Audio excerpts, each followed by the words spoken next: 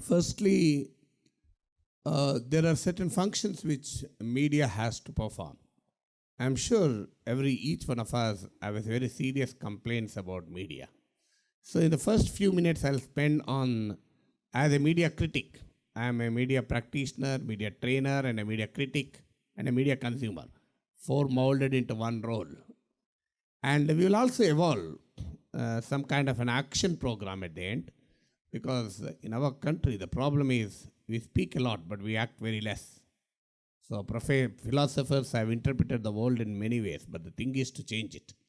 Seminars interpret in a myriad ways, but what is the action that has to be done? And what do I expect from you, and what do you expect from me? So we will try to evolve an action group. I believe I understand that most of you are from civil society groups, am I right? NGOs, am I right? So in fact, these days government is also keen on knowing what civil society organization doing. In fact, tomorrow I will be addressing the civil services probationers at Murray Chennareddy Institute for Human Resource Development, the latest batch of 5 civil service probationers, on civil society organizations and government. That is an interesting topic again. So people are also trained, people in government are also being trained in civil society action. So firstly, media is supposed to perform certain basic functions in society. The first function is the minimum, the credible information function. Media should provide credible information. This is a very big problem these days in Andhra Pradesh and Telangana. So if you look at how media is covering the level of cooperation farmers are giving to capital, one paper says farmers are welcoming మేల తాళాలతో స్వాగతం పలుకుతున్న రైతులు. So farmers are eagerly waiting for government to come and take the land.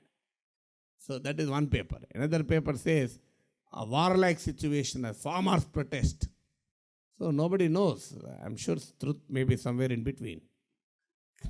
But the problem is, if you read one paper, you do not know the truth. If you read 2 papers, you really get terribly confused. If you read the 3rd paper, you will become mad, ultimately. So that is how the media is today, because of the entrenched political interest, partisan interest. So that's the first function. And this credible information function is severely eroded, especially in the 24/7 television, due to the sensationalism. So this is the biggest problem. And all of us are victims of this sensationalism. Couple of years back, I was coming in a car from Warangal. Normally I travel by bus outside Hyderabad. I've been using car in Hyderabad, my own car, for last 10 years. You will be wondering, I just took my car outside Hyderabad only twice in my lifetime. So I deliberately use public transport, because as a public personality, as a leader, you should be an example to others. That is my belief. In Hyderabad, I cannot do this, because if I do this, my productivity will suffer like anything. That's the reason I don't do it. So the experience is I'm coming by a car, and there was an accident. I met with an accident. Nothing happened to me. A sand lorry hit my car, and it was a very new car, brand new car, 4 days back I purchased it. And the door was completely damaged. And I was there in the car along with my family. So I'm narrating this anecdote to epitomize the character of media.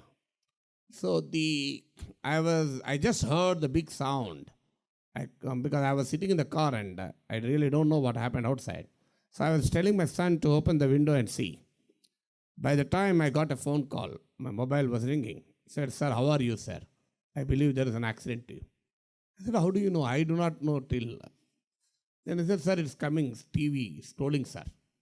"So how is it possible?" They said, "Sir, you are in the car, but the television reporter is behind you on a motorcycle." So he first saw the accident and immediately reported it.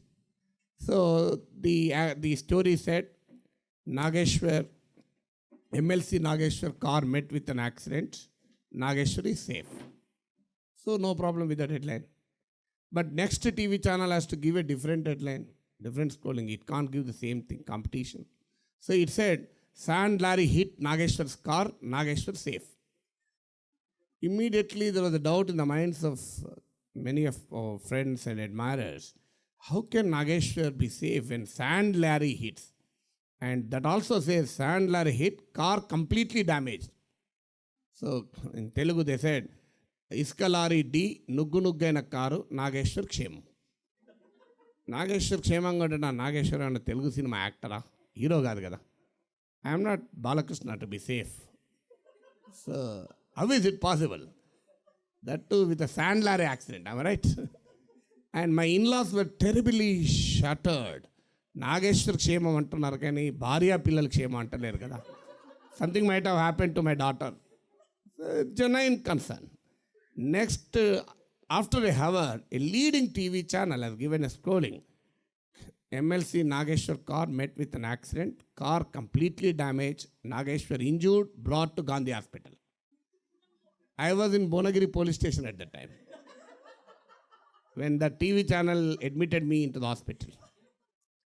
And I got angry and called up the TV channel and said, how do you break the protocol? You should know that a legislator, if met with an accident, you'll be shifted to NIMS, not to Gandhi Hospital. You should know at least that. You should be aware as a protocol at least. Other than, okay, other things I can understand. I'm not an ordinary man. Fortunately, I'm a senior legislator. We have a free medical care facility at NIMS with a special ward, VIP ward.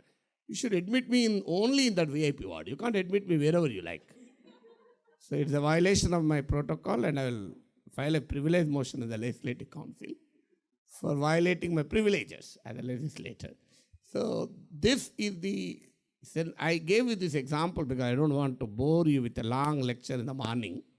So this anecdote epitomizes the character of media. I don't need anything more on that.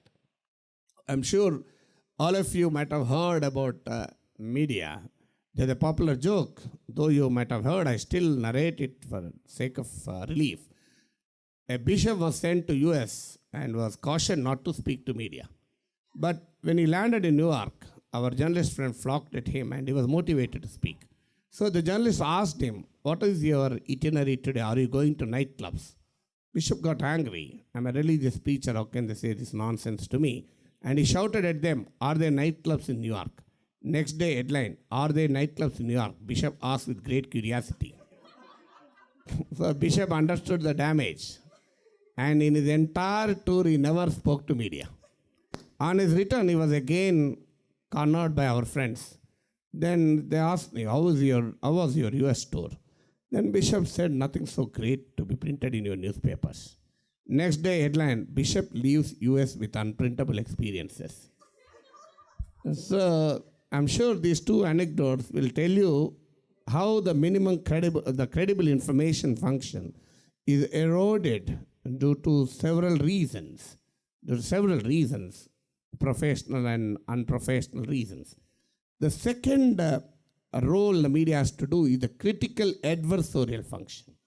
I strongly believe in any society, media and intellectuals, if they become an appendage to the authority or people in power, that society will suffer. I strongly believe it. So we have to raise questions on behalf of the people. We have to represent the unrepresented. So that is the objective of the media. I do agree. There are concerns of commerce. There are constraints of advertisers. But it's not so easy to tell morals. Preaching morals is different from practicing it. But within the given constraints, we will have to represent the unrepresented. We'll have to perform a critical adversarial function. So you'll have to evaluate the media from a standpoint of these two things. One, minimum, the credible information function, to critical adversarial function. Then the third thing is, because Gandhiji said there are 7 socially perilous evils in society. He said knowledge without character, religion without sacrifice, worship without sacrifice, wealth without work. So like that he said, science without humanity, commerce without charity. So Gandhiji missed the eighth one, that is media without social responsibility. That is socially perilous to society. It's very dangerous to society. So critical adversarial function is the two. Third is the investigative function. It should investigate the wrongdoings in society. Amartya Sen, in his comparison of India and China, he writes this repeatedly in several of his books, like Development as Freedom, Political Economy of Hunger, Hunger and Public Action. In many of these books, Amartya Sen drives home one important point. China has surpassed India on many aspects of social and economic development. But on one aspect, India scored better or fared well. That is in conquering famines. Independent India conquered famines, which China could not do. And one of the reasons which he says is the multi-party political system and free press, because they provide an warning signals of an impending crisis. So media provide a warning signal of an impending crisis. A few days back, I wrote in my daily, which I am the editor, Ans India, of that the massive power tariff hike likely next fiscal. So I caution the people of Telangana that the government, there is a likelihood of 10,000 crore tariff hike, power tariff hike next fiscal year. So what is that? We are warning. So warning signals of an impending crisis. So this is the role which media has to play. So that you can only play that role effectively if you perform the critical investigative function. So that is the third role. The fourth function is, of course, the leisure function, the pastime function, entertaining the people. So that, of course, the media has to do. But we'll have to revisit and redefine what is entertainment. Unfortunately, obscenity is defined as entertainment. Vulgarity is defined as entertainment. But as I understand, entertainment is making your life lighter. So I believe that even economics should be told in entertaining manner. So I do a program at 8 a.m. on 10 TV. You'll be surprised. 1 week, I examine the television rating points. This week, it is the third most popular program on Telugu television. So one day, I was shocked to see the ratings. People have wrong notions about ratings. My rating for my program, I spoke on RTC bus fare hike. Why should it not be done? And that program got more rating than Pawan Kalyan's Atavar into Daredi. And that, what does it mean? It's a very dry subject, bus fare hike. But if you tell it in an entertaining manner, what is entertainment? It should make your life easier, lighter. As a father, after a day's excruciating work, after days work, working for 14 hours, 12 hours a day, if I go home around 8:39 in the night, and if my little daughter comes to me saying, Nana, I think that is much more entertaining than seeing a heroine on the silver screen. Absolutely, it's more entertaining. It makes my life, I forget everything. I forget my work, I forget my pressure, I forget everything. So my wife always says, "Idan baga alsipoyi vachinappudu nuvu po bidda ninnaithe emana nana ani." So because father can't tell anything to daughter, he can tell son. Yeah, but daughter enjoys that kind of privilege in houses. So the reason why I'm telling is entertainment should also be redefined. The fourth function is the agenda setting function. Media should set an agenda on various issues, on various aspects of the thing. It should be a voice to the voiceless. I'm not exaggerating. There are constraints. If I write a good story, if I do a good program on tribal discontent on a TV, no advertiser will come forward to sponsor it. And all of you know, newspaper or a TV channel is the most subsidized commodity, perhaps more subsidized than the free power, because that's the most subsidized. So a paper, what you pay for the paper is only peanuts compared to the production cost. And television, you don't even pay anything. Whatever you pay is only for a cable fellow. So given this fact, given this economics, I always argue there is also problems of people's taste and ideas. The problem is media is a market. If the media will only respond to markets, it is like, how does market work? Market is not hell-bent on destroying society. But market doesn't mind destroying society if it is financially rewarding for it. So as simple as this, if people are eating carrots, Abhishek Bachchan or Aishwarya Rai will come and say, carrot is healthy, why don't you use this Ambani carrots? It will tell.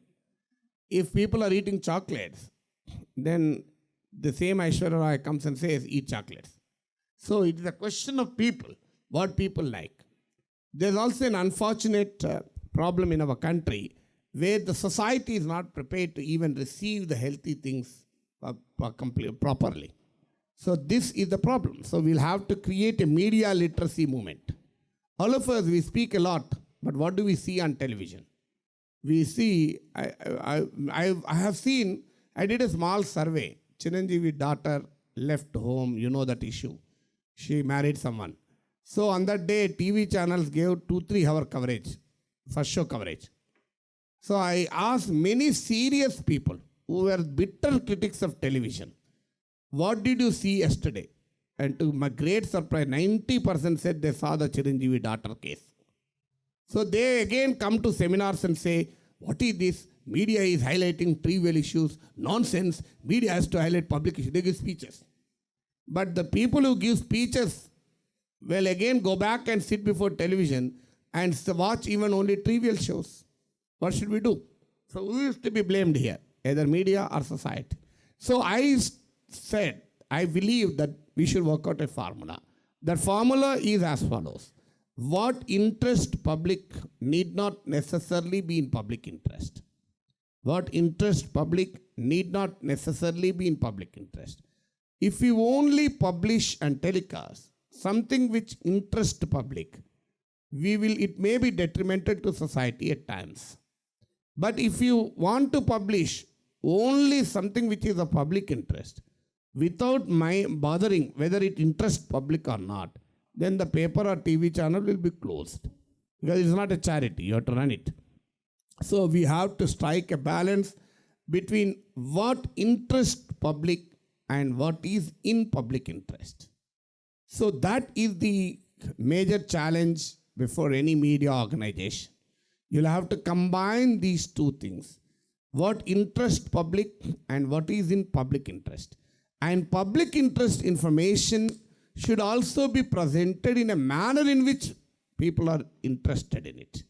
Even a serious public information should also be presented to the audience through a television show or through a newspaper report in a manner in which it appeals to the reader and the viewer. Otherwise, people don't read, people don't watch. You can't dictate people, especially after this remote has come. Remote is the biggest enemy of television journalists. So nobody knows when will that viewer go. At least in a newspaper, retention value is higher. So this is a big challenge. So from media angle also is a big challenge. So this is another function which media has to perform, striking a balance between what interests public and what interests public and what is in public interest. So this is again a challenge. But to perform these functions, I have explained to you the function which I think media has to perform in society. Let me come to the second part of my lecture. So how to really do it? What are the constraints to it? First constraint may be ownership, but I don't believe that ownership is always a constraint. It is a wrong theoretical notion. I have been commenting on Telugu television for more than 10 years. Perhaps I am the most often seen face on the Telugu television screen after anchors. Anchors are obviously more seen. But let me tell you, no TV channel has ever told me to speak in such a manner. And let me tell you, no one. Only thing they do is they cleverly avoid me if they think that my opinion will be contrary to their interest. So if I go to Sakshi TV, they will never ask me about Y.S. Jagan. They know very well. Because I will be speaking independently. So that they take care. That they take care. I'll tell you, narrate. For I don't think any media people are there. There was an incident on Tank Band. The statues of some eminent people were brought down. I was very critical of it. I said this is not the right culture, right thing to do. And I spoke on various TV channels. T News, which is telecast from TRS Bhavan, called me for a program and they asked me this question: what is your opinion on this? My opinion doesn't change with the change of channel. So I was frank and frontal, condemning the incident. Obviously, this raises many an eyebrow on a channel whose loyalties are known. So, but the issue was brought to the higher levels. You will be surprised, the highest level person told them, it is your mistake. When you call Mr. Nageshwar, you know what is his stand on that issue. Why are you foolish? Why are you foolish to ask him such question? You can't expect him to change his opinion because he has come to our channel. You should have in fact asked a question on something which his opinion will be useful to us. That ఆ తెలివి నీకు ఉండాలి కదా ఆయన ఏది చెప్తే మనకు ఉపయోగమో అది అడగాలి మీరు అని. So that media do. But no newspaper owner, no TV owner ever told me to write or speak in this particular manner. So that is the wrong notion people have. Second thing is, there is a very large public space in media. But the problem is, the structure of the media doesn't allow to properly utilize this public space. Suppose I have an half a dozen reporters, a dozen reporters. How am I distributing those reporters? So I keep two people for one political party for TDP, another political party for TRS, one reporter for TDP, one reporter for TRS, one reporter for YSR Congress, BJP left, one reporter for Congress. Normally one reporter is not sufficient for Congress when it is in power or not, because there are multiple voices in Congress. So I have to keep two reporters to cover two different voices in Congress. So where are the human resources for me? So here NGOs, civil society groups can play a role. My appeal to you is, bring the grassroots issue to the media organizations. I don't know about other channels and other newspapers, but you bring it to me. I am here to cooperate. It is up to you. So any public issue which is a matter of concern to civil society, which people's issues to be represented, you just mail it to me. You can speak to me. We will publish with your name or without your name, depending on whatever is your interest. So this interaction, civil society organizations have to develop with the media organizations. I'm sure many media organizations may not come forward also, but at least I am telling from my side, we are here to publish any story which you give, provided it is of public interest. It concerns people. It is up to you now how much you use media to represent the unrepresented. So if you do not use it, it is a problem of the civil society. You can't expect media to cover every public issue, because media neither has human resources to cover it, nor the inclination to cover it. So therefore, it is we from the civil society who has to proactively intervene in media to expand the public space in a private media. So we have to proactively intervene to expand the people's organizations, mass organizations, civil society groups, NGOs should proactively intervene to expand the public space in a private media. Because many of you are working in different NGOs. You have experience. One person may be working on environmental issues. One person may be working on groundwater issues. Another person may be working on greenery. One person may be working on road safety. Another person may be working on child rights. So on slums, somebody may be working. So different people will be working. So you have a better idea of what happens there. I don't know. So how do I get as a journalist as a source? So I get information when you are in touch with me or I am in touch with you. So sometimes it may not be possible for media people to be in touch with you. For example, I'll tell you, I have gone to a protest of Singareni Collieries contract workers. So they told me how their employment is shrinking in Singareni Collieries. In 91, around 1.17 lakh people were working in Singareni Collieries. It has now come down to 60,000, out of which 20,000 are contract employees, underpaid, exploited people. So now I went to their meeting as a legislator. In my capacity as a legislator, I went there. But I got the information from them, and now I'm using it as a journalist and an editor. So I'm writing a piece on that now. So an article, a report, representing the concerns of the Singareni workers. So like that, we will represent the concerns, but provided we have that link with you. At least I am the one important reason which brought me here, apart from talking to all of you, is this kind of partnership between media and civil society. We want to begin this partnership. I don't know about other newspapers, but at least as I am concerned, as someone who is concerned with the public issues, I've been working on the public issues, please tell me, we can even structure it. How do you work with us? How do we work with you? We have a severe constraint of human resources. No media can afford to stretch beyond a point. They cannot pay the wage bill and all that. So here you can be of great help to us. And your task is to represent the unrepresented. My task as a journalist is also to represent the unrepresented. So then we can work out a partnership to represent the unrepresented. So you can give information, or you can even write, we'll publish with your name also. So like that we can develop this partnership for the benefit of the people. So that is one concrete action plan I want to suggest. I want to propose. I want your reaction, and how best you react, we'll see. Otherwise, what is the use of having seminars, symposia, hot samosas, good or bad lunch, working lunch?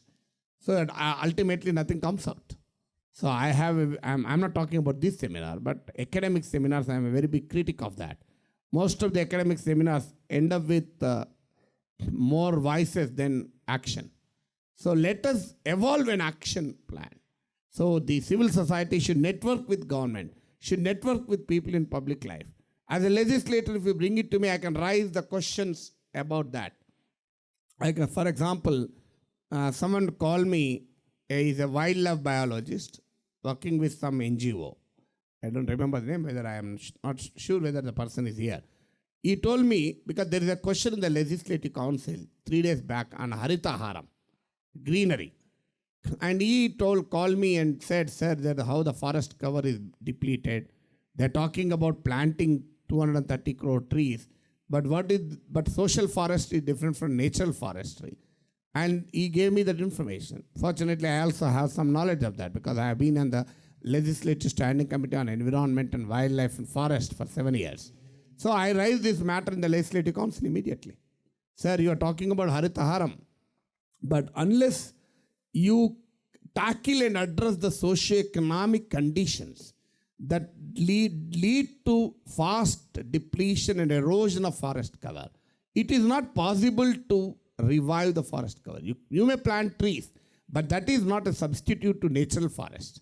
Nature has a capacity to regenerate itself. If you address the issues of poverty, address the issues of socio-economic conditions of the people, then you can actually create a conducive climate conditions for the natural regeneration of forest. This arises in the Legislative Council. So how did I do it? I am not an expert as a legislator. Don't expect me to know everything on the earth. So neither as a legislator nor as journalist, it is not possible for me to know everything. Because my problem is, I write about land pooling today morning and I write about gold market movements by afternoon and end up in writing an editorial on G20 by end of the day. So G20, gold market, land pooling. Is there a link between the three? So I have to, I switch on from one topic to switch. I move from one topic to other. So this is my problem as a journalist. So therefore, I can understand if you can try to cooperate. So as a legislator, So it is a legislative advocacy, and media advocacy is something which many NGOs are doing, but seriously lacking. There is a much greater effort, more structured effort is required for this legislative advocacy and media advocacy. I'm sure NGOs can only create prototypes. I don't believe that NGOs can change society totally because our resources are limited. Government has much large quantum of resources at its disposal. But through the advocacy, if we can change the society and government, we can achieve much better result than what we are actually doing. So that is the reason why we think that such kind of partnerships have to be built between media and government, media and civil society, government and civil society through media advocacy and legislative advocacy. So I am appealing to you both as a legislature and as a journalist for such a kind of advocacy. Try to work out that advocacy. We are here to work with you and try to ensure that the concerns of the people are represented. Ultimately, it is our duty. Otherwise, we don't sit here on Sunday morning here. Instead, we spend time watching a film on television or do something different. What is the reason why we have to come? So this is the issue which you have to really make. So because very few people in this country have a public attitude. I have been for the last 30 years, almost on any Sunday, I will not be at home totally. So I'll be running from one meeting to other. Now from here, I'm going for junior doctors negotiations with the government, proposed negotiations. So I'll be working. So one day my uncle came to my house and told my wife, so it seems Nageshwar is earning a lot of money because on Sunday also he is not at home. I said, what is this? He doesn't earn. So why he doesn't earn? So otherwise, why will he go out? They do not know. I come here. I'm sure you will not be paying anything to me. So I come here on my own car and went. So next meeting, junior doctors meeting, they don't pay anything. Perhaps they may give a cup of tea or even not. That is also doubtful. So, but I still run around. So one day he quarreled with me.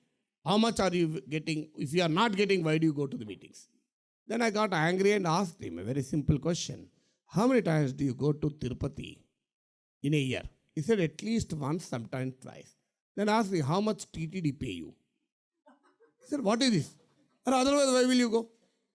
If TTD is not paying anything to you, why will you go twice to Tirupati? This question irritated him. What is this nonsense you are telling? I believe in God. Then I said, I believe in people. Simple. You believe in God, I believe in people. So because you believe in God, you go twice. So this I said 20 years ago. Let me tell you, after I won the election, winning the money, people who fought against me spent 2 crores, 3 crores. I have won the election by spending hardly 1.5 or 2 lakh rupees. That too, not a single rupee from my pocket. People like you, friends like you, donate a little bit money without expecting anything in return. So I won the election. Then he came to my house and said, now I understand what is the meaning of your TTD analogy, he said. So I have gone to Tirumala in last 20 years 40 times, but God has not made me legislator. So, but you have gone to people, but people made you legislator. But then I told him, I have not gone to people in last 20 years, hoping that I will become a legislator. I really don't know that a council will be revived also. So it is a commitment to the people, whether we are legislators, we are not, that as there is someone who is educated, I'm not sacrificing my life. I have a fairly happy life. I have a beautiful house, a car, and a couple of 1 or 2 plots. So I'm not, because I'm a professor with more than 1 lakh salary. So I'm not a poor man. That doesn't mean if I represent impoverished people, I'm not poor. So impoverished people, poor people do not have time to represent poor because they are busy eking out their livelihood. They don't have time to organize meeting of poor people. So as someone who has a fairly decent life, I want to spend some time for the concerns of the impoverished, for the concerns of marginalized, for the concerns of underrepresented. So let us have a partnership in this great journey. So I really thank you and I profusely thank the organizers and thank all of you for a patient hearing. So I hope I have not bored you. So thank you very much. Thank you, friends.